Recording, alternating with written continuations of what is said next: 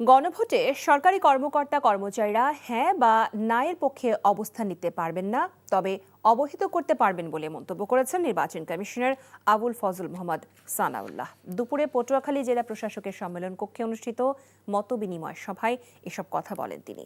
বলেন, গণভোট নিয়ে সরকারের কোনো অর্থ ব্যয় হয়নি, নতুন কোনো নির্দেশনা দেওয়া হয়নি। নির্বাচনের ক্ষেত্রে সরকারি কর্মকর্তা কর্মচারীদের কোনো পক্ষ বা বিপক্ষে অংশ নেওয়ার সুযোগ নেই। বিগত জাতীয় সংসদ নির্বাচনের চেয়ে এবছর নির্বাচনের পরিস্থিতি অনেক ভালো রয়েছে বলেও জানান নির্বাচন কমিশনার।